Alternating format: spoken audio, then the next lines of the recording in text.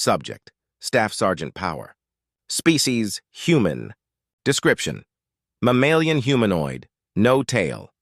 6'2", 1.87 mm, AVG height, 185 lbs, 84 kU, AVE weight, 170-year life expectancy. Ship NA. Location: Sol. Why weren't we using warp prevention to begin with? I demanded. Because you organics have a terrible habit of making your toys so damned grandiose that it makes it impossible to effectively run things without consuming vast amounts of resources, Omega replied. Sending a jamming signal into warp is energy intensive, and we had no way of knowing when the Omni-Union would attack. It costs far less reactor fuel to keep Max charged than it does to keep the warp disruptors running. Omega's right. Director 4 added, We believed it to be likely that the OU may attack Sol, but it was far more energy efficient to counterattack than it would have been to try to prevent the attack. We also aren't certain that the warp disruptors will work on Mobile Prime platforms. Why not? I asked. They're big enough that they might be able to simply shrug off the damage that warp disruptors cause to mass trying to re-enter real space. It would have been a massive waste of fuel to have the warp disruptors running and have them be ineffective. Yeah? Well, we ain't so much worried about the MPPs right now, are we? Jason asked as he walked up.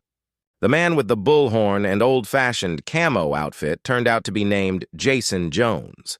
When the OU started touching down, we'd quickly diffused our disagreements and joined forces. Things were still somewhat tense because of the bodies we'd dropped, but it is what it is. Jason's ultimate goal is to get his people evacuated, and Omega was quick to promise an evac in exchange for keeping the director safe during this invasion. I suppose not. Director 4 said hesitantly. How's the prep going? I asked.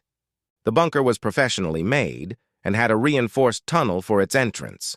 It was fully stocked for a staff of over 100 people for more than 2 months, so we wouldn't have to be worrying about food or water. I wondered why a city hall would be at this level of preparation, and Omega had glibly reminded me. I had forgotten most of the Earth history I'd learned in high school, but after Omega's brief refresher course, I feel like the city of Adelaide may be under-prepped.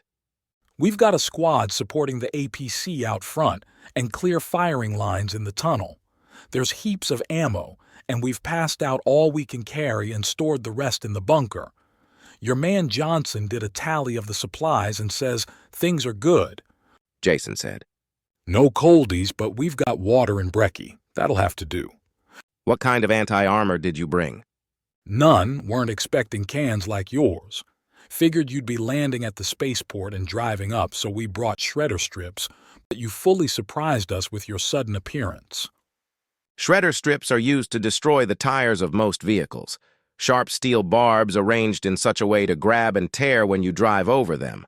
Absolutely devastating to inflatables, but also useful against airless tires. Probably not as useful against tank tread, though. How far away is the base that you got your gear from? Jason laughed at the question. 6 or 7 hours, mate. It's between us and the Melbourne exclusion zone, but closer to the exclusion zone. Damn, I swore, then switched off my speakers. Omega? If we use the shuttle, how long would it take? If he's talking about Ballarat Barracks, about an hour-and-a-half round trip. Omega said. An hour and a half? I asked incredulously. It would have to be a low-altitude flight, which will limit how fast we can go. Any ships that go too high are going to get shot out of the sky. Nothing can be allowed to leave the system while the OU are here. I looked at Jason and was thankful that he couldn't hear Omega. As an undoc, he's already pretty disillusioned with the United Systems. Pointing out the fact that the U.S. is willing to kill fleeing civilians would just add fuel to that fire. Probably wouldn't even matter that one ship of fleeing civilians could doom an entire system. Sergeant Smith, I said over comms. Yes, Staff Sergeant. Grab Corporal Simmons and take the shuttle to Ballarat Barracks. Omega will guide you there and back. I need you two to grab any and all infantry portable anti-armor you can find, and get back here on the double. I'm giving you 30 minutes on the ground. Once the 30 are up, you need to be heading back here. Roger that, moving out. Smith and Simmons should be able to get plenty of anti-armor ordnance in 30 minutes, assuming there's any left. 45 minutes to get there, 30 minutes for shopping, 45 minutes to get back. 2 of my Guardian suits gone for 2 hours. That's probably going to sting, but I've done more with less. I turned back to Jason, and he raised an eyebrow at me. It took me a moment to realize that he hadn't heard anything I'd been saying because of the soundproofing of the R9. He had just seen me standing here looking like I'm talking to someone. I fought the urge to chuckle at that mental image. I'm sending 2 of mine to do some shopping, I explained. It's Ballarat Barracks that they need to go to, right? Yep. He replied. Want some of mine to go with? No need. With these suits, my men can outpace and outlift yours by a very wide margin, I said. My men got Guardian suits too, mate. Not like these ones, and none of you are Gen-Alts, I shook my head. There's also the matter of trust. I don't know you or your men, and the only things keeping us from each other's throats is the threat of the OU and Omega's bargain. You'll forgive me for doubting that you and your men completely trust Omega's word. Jason laughed. Fair enough. You think the bot's telling the truth? It can get us out of here? I've got no reason to doubt it, I diplomatically replied. What if it's overruled by an admiral or something, though? I'd like to see them try. Omega's distinctive voice said through my suit's speakers. They will be an ensign again before they finish giving the order. Your people will be evacuated once the OU threat has been eliminated. How long's that gonna be, you figure? Jason asked, unsurprised by Omega's sudden interruption. If all goes well, a couple of weeks. In a worst-case scenario, a couple of months. There's also the possibility that the OU capture the system, in which case we'll have a whole other set of problems. Omega's brutally honest take on our situation left Jacob and I stunned for a moment. It made me wonder how things are going in space. If the OU managed to take Sol, how long will it take to get it back from them? Months? Years? There's also the political situation to think of. Humanity will push hard to take Sol back, but we'd only get a couple of chances before the pushback from the other species became too strong.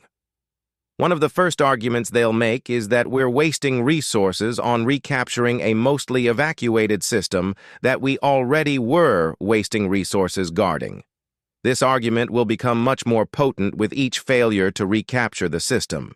They will accuse us of using the U.S. military as a tool for our own personal vendettas, conveniently sidestepping the fact that Sol is a part of the United Systems and the only one being threatened by the Omni-Union. Omega's not wrong.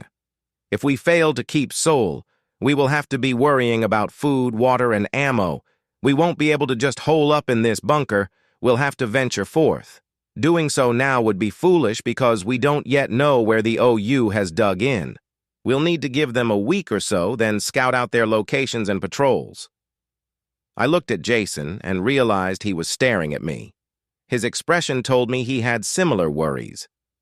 We'll be fine, I said with fabricated confidence. We've got the best ships in the galaxy. Even if we lose Sol, we'll retake it damn quick. He smiled and shook his head. The reason I'm undocumented is because my parents and their parents wanted to avoid being drafted. Every undoc in here has a similar tale. Just peaceful people wanting to live peaceful lives, and this is where we end up. The universe has a twisted sense of humor, mate. Drafted, I asked. The United Systems doesn't have a draft. Earth does. Mandatory military service for every Earth citizen, with the option to transfer that service to the U.S. He explained. Hasn't the Earth planetary government prohibited declarations of war? Sure, but how do you think they enforce that? The EPG is the one that runs the draft. If a nation gets uppity, they send soldiers to enforce the peace. Peace enforcement, as you would bloody know, is done through battle. He sighed. Not many nations are a fan of the EPG's peace either. We've been waiting for World War V to kick off any year now. This was news to me, but I found myself unsurprised. Earth had always presented itself to the galactic community as a near paradise, but in almost the exact way that shady vacation resorts do. The same kind of resort where you're slightly more likely to get mugged than you are to have any sort of fun. Part of me had hoped it was coincidence. A quote came to mind. "I do not know with what weapons World War III will be fought, but World War IV will be fought with sticks and stones." I think it was Albert Einstein who said that, shortly after Earth's Second World War. When we were learning Earth history in high school, my friends and I made fun of that quote, called it optimistic, turned it into an inside joke, and chuckled to ourselves when we learned about the destruction that happened during Earth's Fourth World War. Major cities turning into craters, coastlines getting new gulfs, the fall of the American Empire, and nearly 1 billion deaths were all sources of amusement to us. "Look what you can do with some sticks and stones," we had said.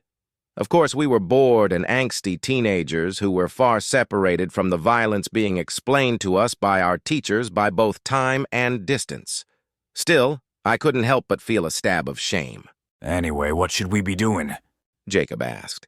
"We will need intel on enemy movements," I answered. "You and your men know the area well. Find out who's willing to do some scouting and get them prepped. We'll need them on the road in a day or two once the OU settles in.